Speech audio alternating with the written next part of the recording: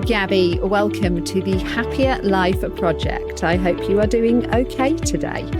Now, this episode may be a little left of field for some of you listening, but I want you to approach this with curiosity and an open mind as we delve into the world of therapeutic tarot.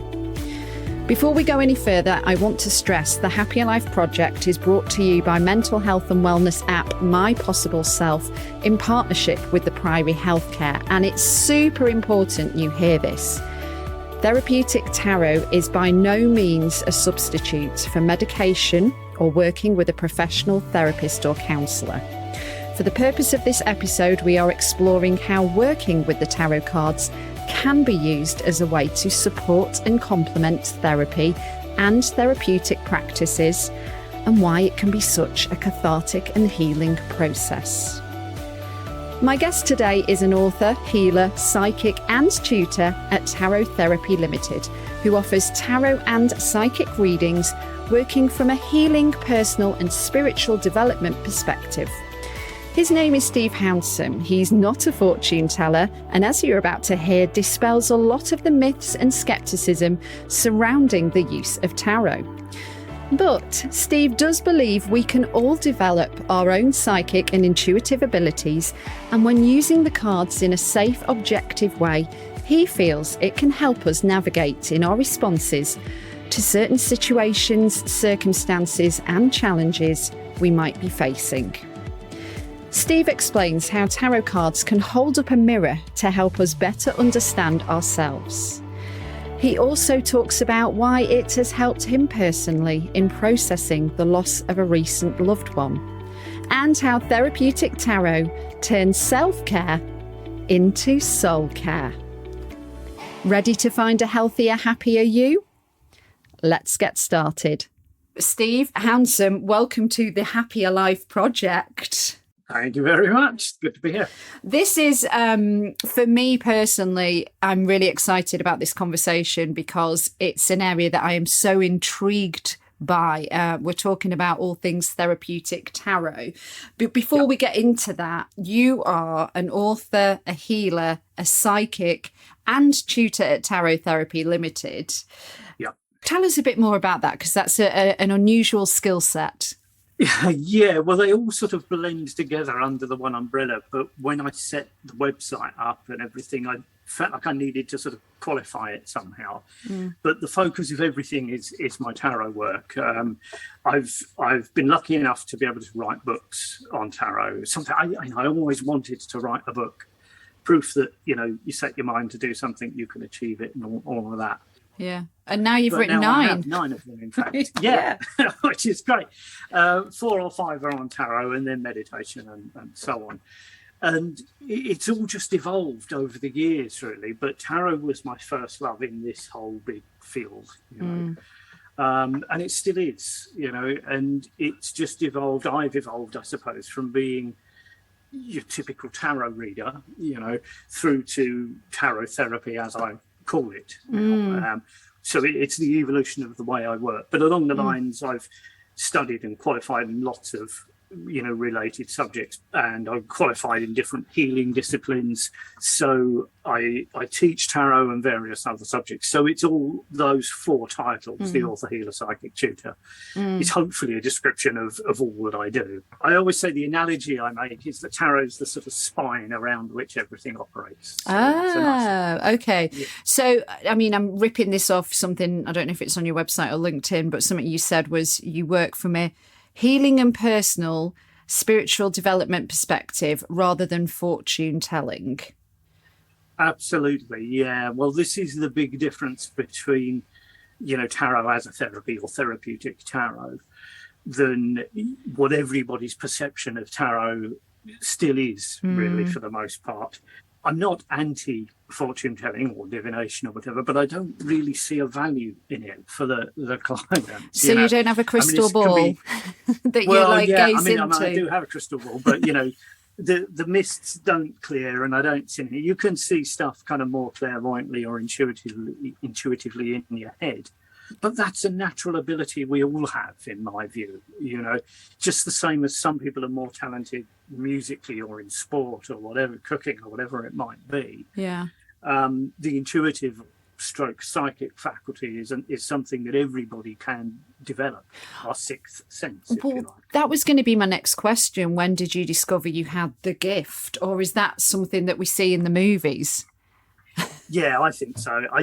It's a gift that every person that's ever lived has got. So I've got it. The person Absolutely. listening right now has got it. Exactly. Yeah, we all have an intuitive faculty, a sixth sense. And when you start talking to most people about this, they can usually pinpoint something in their life where they sort of said, well, I was about to cross this road, but something stopped me. And the next second, this car came by. There's loads of that kind of thing.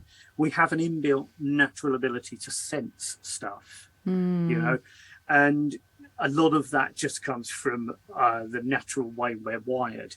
But we've separated ourselves from that by separating ourselves from the natural world so much. How do we because you're right. Like there's a sort of, I'm thinking of a small creepy looking alleyway and it's late at night and you just kind of get that feeling, don't you, that it wouldn't be the best idea to walk down it. But where is that feeling coming from? Is it common sense or is it something that we can't see, can see that there's danger ahead? Yes. both right, of got the it. above. I mean, it's common sense not to walk down. That's probably not the best example, but I would say that the intuitive instinct, if you like, is the first response we have to it. Oh, that doesn't feel right. And common sense tells you, well, don't do it then. Yeah. What about if it's like, your phone buzzes and it's like, who it is before you read the text message or you answer the call. So that's some kind of telepathic intuition that we're like, oh, this person's calling me. Yeah, again, it's a natural part of the human condition for me, and it's just how we are wired. It's one of our natural senses. And one of the great things for me about tarot is that it feeds into that through the power of symbolism, which we can explain a bit more in a minute. Yeah. So, coming back to your question of when did I discover this, it was in my teens. I was just naturally drawn to tarot. I had no idea why, I just was. It doesn't run in the family or anything like that? It's not like a passed on through the generations? No, it's sadly not. No, I'd love to say, well, my grandfather, but it's not true at all. No, none of my family knew into it at all. Right. My dad just didn't believe in it. He would just take the mickey, but then that was him. Yeah, well, there's a lot of people like that. So how do you react when you must get met with skepticism? Like you say when people say, "Oh, what do you do for a living?" Well, it's fine. Everybody's got their view, and it's absolutely fine. It's not going to be everybody's thing. Just the same as say if you're in this case, needing some help with your mental health, counselling isn't going to be everybody's thing. Yeah. Or medication or whatever it might be. So it's fine, but you get a lot of skepticism, but a lot of assumptions that it only predicts the future. Right. And well, like I was saying, I don't see the point of that because with the way I work and with everything I've learned, we create our own futures. I saw a quote actually from a tarot colleague the other day in an email that was quoting Abraham Lincoln. It was a quote I'd never heard before, but it said he said apparently the best way to predict the future is to create it in the present. And I thought, perfect. So you are a fan of the Secret then, or the work of Abraham? I am, yeah. I like that principle. It's a bit overtly Americanized, really, with respect and all of that. But the principles are sound, yes. Just before we get into the dive further into like therapeutic tarot and just a little bit more about understanding how that works, what you were saying before about intuition and that sixth sense, if you will, that everybody has it. So can we all work on that too? Can we all? Because Absolutely, and actually, I think of how far we've come in terms of mindfulness and meditation, even within the pandemic. I actually think a lot of people turned to it for the first time because so many of us were struggling. I mean, I've been practicing it for so long now. It's the norm, for me. It's a habit, and that's the idea really. Is a regular habitual practice. So so much in the same way as mindfulness and meditation, our intuition and psychic abilities is something we can work on and practice and develop. Absolutely. There's lots of exercises you do, and pre-pandemic, my wife and I used to have groups here geared towards all of that, where we'd set various exercises, and they can be great fun. You can have a real good laugh, but we'd always start with a meditation so that you shift from one hemisphere of the brain to the other, from the left to the right. Interesting. The left hemisphere of the brain governs the more logical everyday stuff, the part that tells you not to walk down the alley, and then the right hemisphere of the brain is the instinctive part, the intuitive or the psychic, that just senses and knows. It just knows it's not a good idea to go down that alley. So the meditative process creates synapses between the two, which means your brainwave slows down and you switch from the left to the right hemisphere of the brain. Gosh, that's all a bit technical, isn't it? Wow. It's fascinating, though. The brain is just such a marvel, isn't it? That could be a whole other episode. But so what exactly is Therapeutic Tarot? I mean, we want to stress, because we are a mental health app, that, this isn't a magic fix or to replace traditional medicine or therapy or anything like that. But it can be a way to support your wellness journey, and it can provide comfort, reassurance. Absolutely. And, it does that, has done it for me for many years, and it's still doing it. At the moment, it's helping me on that level with a process of grief. It's something I experienced, actually, sadly, the death of my daughter early on this year. And I turned to the tarot just to sort of help the grief process, but my state of mind. And it's been a huge help that way. So it isn't a therapy in inverted commas in the way that sort of aromatherapy or acupuncture or something. It's not something I've invented. I'm really not that clever. It's a method of working with the tarot that can do that. So to sort of summarize it, I suppose, the difference between the therapeutic approach and the fortune telling future prediction approach is that I work with the cards. I often start lectures by saying, I've worked with the tarot for 40 years, I've studied it, done this, done that. And my conclusion is, it doesn't mean anything. End of podcast. Thank you. Well, it gets people listening. Hopefully nobody's switched off. But, because that's everyone's perception. You hold up a card and you say, well, what does that card mean? It doesn't mean anything. What do you think? What do you see when you look at it? What's your instinctive, intuitive response to it? There's a lot more to it than that. I remember you saying to me when we did our session that it's the cards are like a mirror reflecting back at you. Yeah. Well, I work with them as an energy, really. So at this point, it's probably good if I just briefly and hopefully basically, which I'm not going to do, but hopefully basically explain the structure of the tarot, which shows you why and how it could work. That would be amazing. Just before you do, though, because I had an aha moment when I was prepping for our call now. You said each card has their own energy. You said about numbers as well, but in terms of because I've always wondered, if you're picking a card or if you're picking on my behalf, because we did it via Zoom, that to me makes sense, because I'm if every card has its own energy, then the cards that you're drawn to, it's because of the energy of that card that's the message that you're supposed to receive. And that's why I've never figured out, how does just selecting cards? Yeah, exactly. But when you think of it that way, then it makes all the sense. So please continue. It's basically the same basis that really as muscle testing. I can't remember, there's a word for the therapy, but where you can hold an arm out and tell somebody to think of something that's powerful and affirmative and so on, and you can't press their arm down, then if you program the mind with something negative, their muscle becomes weak and you can move their arm down with one finger. It's that same instinctive response that allows us to get the right cards, basically. Wow. Okay. So in terms of the cards, you can articulate this better than me, so I'm not even going to attempt. Okay. So a standard tarot deck, and they do vary enormously, it has 78 cards. Okay. Those are divided into two, inverted commas, halves, the major and the minor arcana. A-R-C-A-N-A, arcana, which is just a word really that means hidden or secret. So major and minor, it's like a big and a little secret. Okay? Yeah, I'm just looking at notes here that I thought was interesting. The major arcana cards represent the life lessons, karmic influences, and the big archetypal themes that are influencing your life and soul's journey to enlightenment.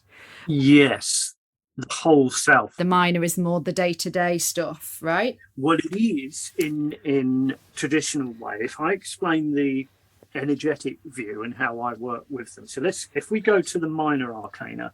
So in the minor arcana, this is where you get playing cards from. So you have 4 suits, and they go under different names, but the most common names for the suits are pentacles, cups, swords, and wands. Okay. Based on the 4 elements, the earth, water, air, and fire, in that order. And I work with them as the cards from each suit relating to the physical, the emotional, the mental, and the spiritual parts of ourselves. So Pentacles cards, when they come out, will show us about physical stuff. In other words, anything tangible. You know, as a book I read said, if you can see it or point to it or touch it, it's Pentacles.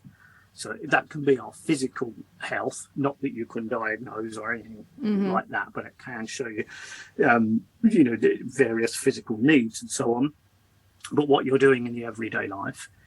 Cups, the element of water, shows us what's going on emotionally for you. Then swords, the mind, what's going on mentally, the influence is there. And then wands, element of fire, spiritually, which is the spirit within, the fire within. So the motivation, the ambition, the drive, creativity, inspiration, all that stuff. So four suits in the minor arcana are the 4 levels or the 4 parts of a human being. Okay. If you combine those 4 parts together, then you get the whole person. And that's the major arcana for me. So they're what I call the soul level.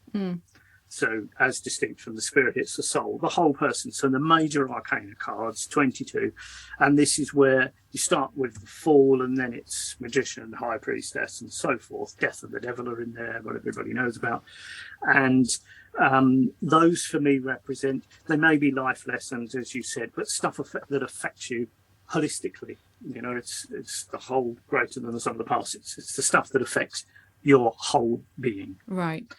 So somebody comes to you for a therapeutic tarot reading, and you say to them, select a number of cards. You don't give them a set amount, or you will select on their behalf if they give you a number, and we do it via Zoom like we did last week. Yeah, because obviously that's how it's gone. But the great advantage is that as I can read for people all over the world, which is lovely. Absolutely. And they've got to come here.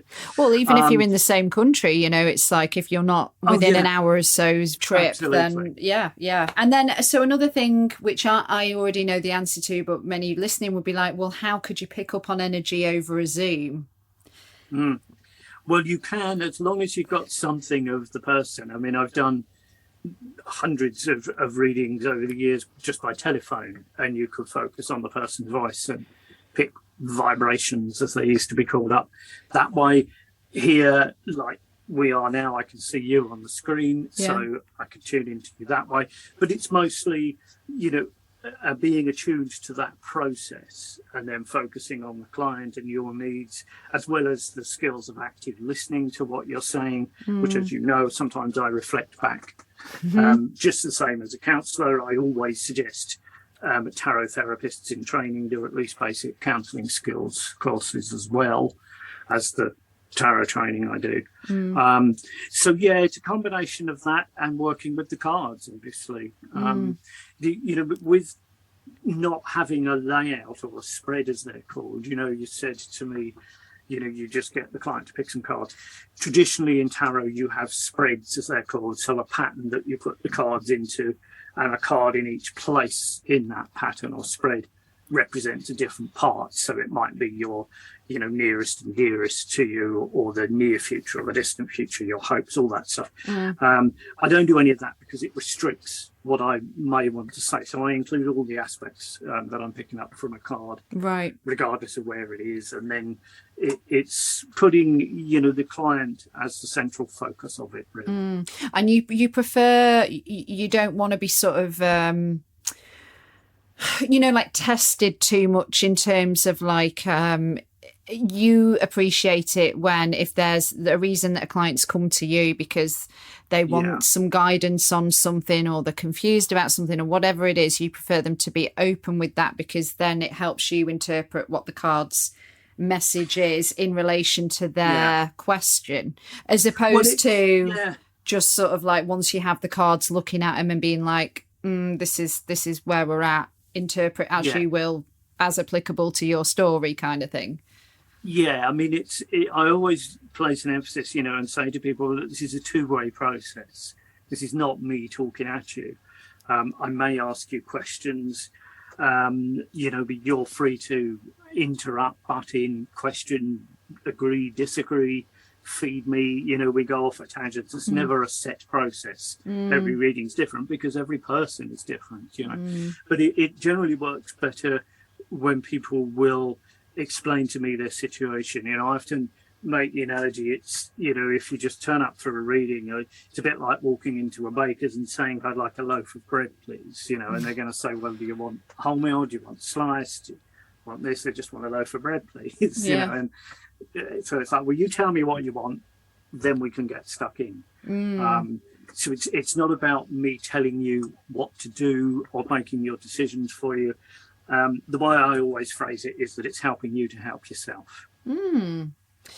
How did the cards help you in terms of, you're still going through grief right now, like doing a reading for yourself? What comfort did you get from that you were comfortable with sharing? Well, huge amounts of ongoing comfort, Oh, wow. But it wasn't really reading for myself. I'm not a particular particularly in support of that, because it'd be like trying to counsel yourself in some ways. Not that working with the tarot is just counselling by any means, but you need to be able to be objective, when you're working with the tarot yourself. So it's not reading in the way that I did for you or will do for clients.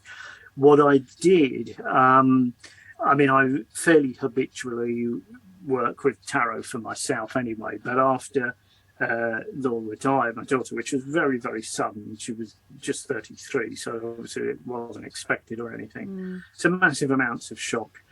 And at some stage, once that had sort of worn down, and you begin to sort of orient yourself into a day again, it was just natural for me, I suppose. But I wanted to know, okay, so what's tarot going to show me here? What do I need to know for myself to deal with it? So I would have a routine that I do in terms of selecting a card, do some calming breath work and a bit of sort of light meditation, and then mentally focus on what question I had, which might be, how do I cope with this pain or this sorrow today, or what do I, how can I respond to this, or whatever it might be. And I would just fan the cards out and pick one. Very often one card will present itself, it just sticks out a bit more, or I just glance and again I just know. So I would pick that card, and then I find it easier and quicker to type, so I would type my immediate responses on that.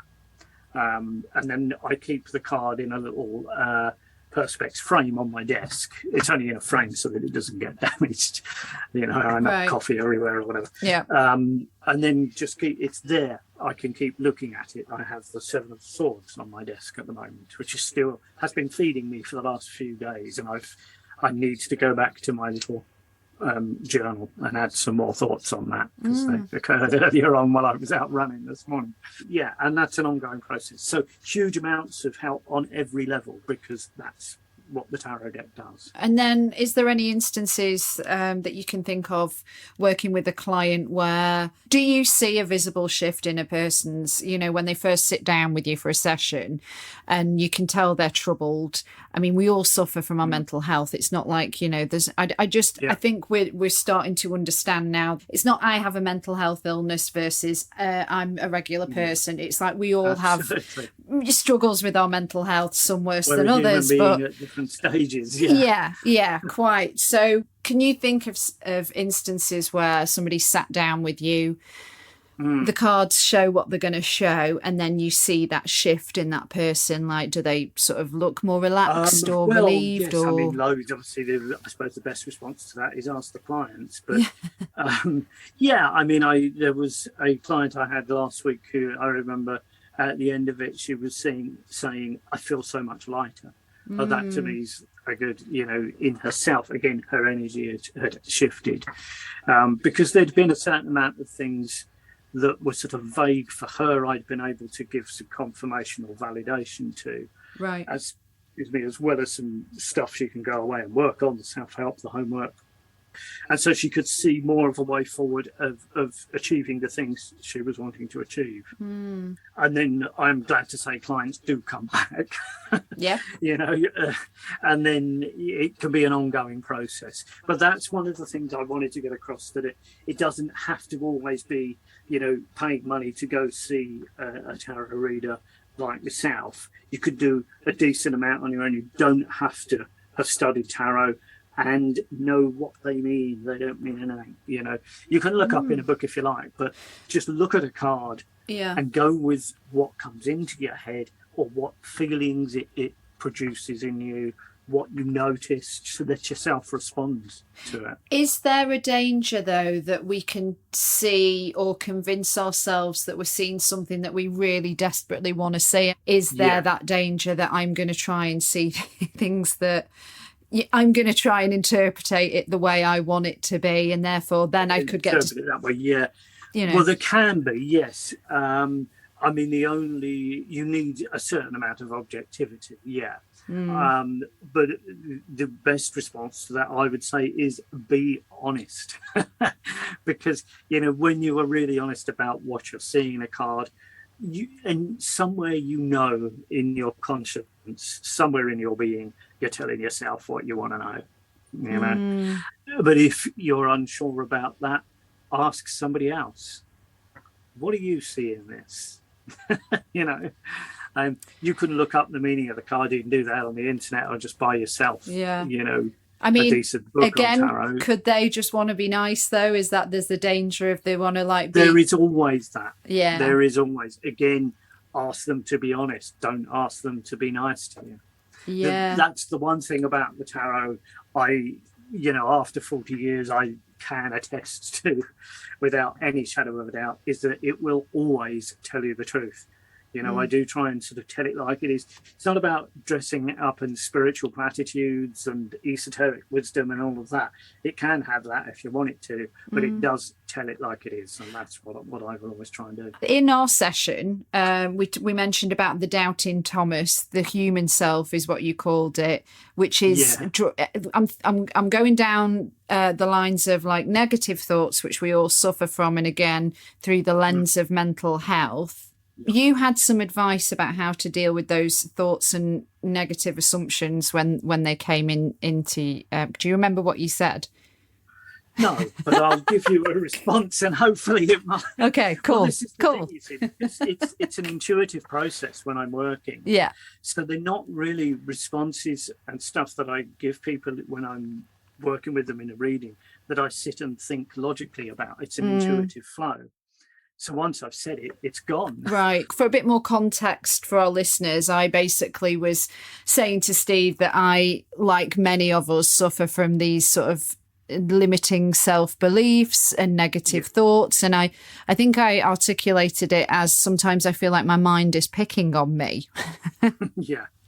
And and these thoughts are coming in, so I'm trying to manifest the happy outcome or the outcome that I want, but then I'm getting this voice that's like, that's not going to happen, you're not good enough for that, and I'm bringing this up again because I know it will resonate with a lot of people. Absolutely. So what do you have to say? Generally speaking, we can be our own worst enemies, can't we, that way? And our minds are always sort of doing that. Mine certainly does. I think one of the things that I learned, this may be totally different to what I said before, I don't know, but it's what's coming to me now. But one of the things that I worked really hard on is learning to love myself and accept myself just as I am. I mean, I didn't crack that until my mid-40s, really. I'm now in my mid to late 50s. And it was only really at that point where I began to not worry or bother responding to those sort of thoughts. But it doesn't stop the thoughts. Now they just occur and I just accept them and let them go. So it's recognizing them, really, just thinking, oh, okay, that's, I'd say, my human self, my little mind, just saying this. Instinctively, in a deeper part of me, I know the truth, and it's fine. I think you compared them to like clouds coming in, some of them are grey and some of them are white and some of them are bigger and some of them are small. Yeah. Yes. They move and they ebb and they flow and they come and they go. That's what that was my interpretation of what you said anyway. It's a brilliant idea. A lot of people use the analogy of of a calm water, or choppy sea. So the disruptive thoughts, if we call them that, the interfering thoughts, whatever, make waves. And we can visualize a pool of water that's like that, and we can gradually calm it with our mind. Or we can do the same thing, using the analogy then of clouds in the sky. So, and the ones that repeat can maybe make a deeper, darker, heavier cloud, because they're just accumulating like the water makes the deeper, darker, heavier cloud. And then when there might be lighter, fluffier ones, but we can imagine them just being blown away with the wind. We get a clear blue sky, like the skies everywhere today, which is lovely. Yeah. And that's a peaceful mind. We all get that lift when the sun comes out, and it's clear skies. So bringing it full circle, therapeutic tarot, much like mindfulness and meditation, can help with that clear sky because it's sort of processing those clouds, I suppose. Yeah, because it can be a simple and immediate, when it's needed, way of giving you some objectivity. This is the thing, like I said, tarot will always tell you the truth. And between all 78 cards in the deck, they know you better than you know yourself. So by selecting a card, it's like having a friend who, as I say, knows you better than you know yourself, give you a little bit of truth of what's going on. And in order to access that, it's not good necessarily to do when you're in an emotional upset time or whatever. So you can just take a few breaths just to calm the waves a little or clear the sky a little. Yeah. Pick a card, let yourself respond to it. And just by looking at the image on it and see what is going on. Like I said to you when I first connected, I'd never even heard of the term tarot therapy or therapeutic tarot until literally a few weeks ago. But then as somebody that does like once or twice a year to get a reading and does find the comfort and the reassurance in it, I was like, well, that to me makes sense, but I think this needs to be explored more, because much like mindfulness and meditation was snubbed even 5 years ago by many, if you weren't like I'm going to air quote, yogi type, whereas now it's like, it's pretty trendy actually, isn't it? Absolutely. You can get hot yoga, now you can all of this as well, which is great. Yeah, puppy yoga even I've seen, and definitely. Brilliant. So as we're sort of wrapping things up, therapy, also called psychotherapy or counselling, is the process of meeting with a therapist to resolve problematic behaviours, beliefs, feelings, relationship issues and or somatic responses. That's like sensations in the body. All of which the tarot can cover because of that construction. That's where I was going with it. We know there's different types of therapy, and tarot therapy, to wrap things up, is something that, you know, I wouldn't have necessarily gravitated towards in terms of like if I am feeling a bit down or a bit anxious or whatever. And I also think this is the first time I think quite a few people listening, especially app users, would have necessarily thought about tarot in this context. Do you think it's more because it's not clinically recognised? Is that why when we're talking about mental health? I think we're probably a long way from it getting clinically recognised. No, but holistically, you know. Yes, but I mean, I say that, but then, you know, when I was younger, aromatherapy was nowhere near like it was. Right. And now it can be used in hospitals the same as Reiki and some other healing modalities. You know, so things can shift pretty quickly. I mean, there can be a lot more to it than just the brief bit, really, we've discussed. But it doesn't have to be esoteric and spiritual. It can be if you want it to be. But ultimately, they're just 78 bits of sort of laminated card. It's what's on them that matters and how we relate to that. And it's just, for me, because the structure of a tarot deck is the same structure of a human being, they're a perfect model for us to help us ourselves, again, coming back to that. And just if anybody listening wants to dip their toe into this or explore it a bit more, I'm going to plug your website, which is tarottherapy.co.uk. So that's if they want to reach you directly. And I have to say, and I'm, you know, Steve's not told me to say this or anything, like in terms of like your costs, you make it affordable, which I really, really liked and appreciated for everyone. Where I've seen, you know, when it's psychic readings, tarot card readings, angel card readings, it can get double the cost of it would to have a regular counselling session. Absolutely, if you will. It's pricey stuff. I mean, I do get people saying, well, you know, you should be charging more, you've been doing this for 40 years and all of that. But I think to myself, well, would I pay that? And I think, well, no, I wouldn't. You know, would I pay what I charge? Yeah. I mean, well, you're kind of ruling out a certain group of people, aren't you, when you make it for the costs of what I have seen. But then I think now I've worked with you, and I definitely would like to work with you again. Like I know that you are extremely skilled and gifted in what you do, but I think also it's like there's that kind of thing of like, oh, they're expensive, they must be good. And actually I've spent a lot of money and had terrible readings as well. So if they're not finding you, how would you go about finding somebody that is the real McCoy? Because especially when it comes to mental health, we've got to be so careful. Well, in terms of tarot, I mean, I've trained lots of readers over the years, some of whom are working professionally now and who are very good, but generally ask them how they work. You know, I would say in terms of tarot, this is kind of quite different. When I've done talks to more sort of spiritual groups and so on, and there's been professional tarot readers in the audience, I've had people come up to me, I've never thought of it that way, but actually, you know, it makes a lot of sense. I'm going to work like that, you know, and do all this. So it's still, you know, the majority will still be going into it for future prediction stuff, but explain to them what you want and can they honestly do that? Do a little bit of research, question, you know, there's thousands of readers out there. Well, check them out, ask questions. Yeah, nice.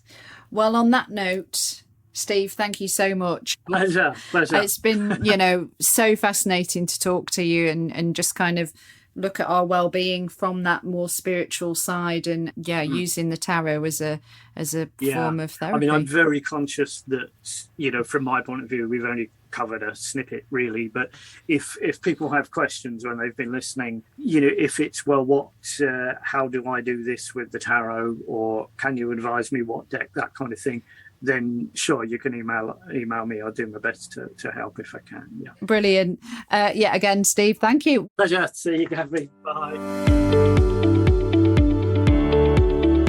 Thank you for making it to the end of this episode of the Happier Life Project with me, Gabby Sanderson.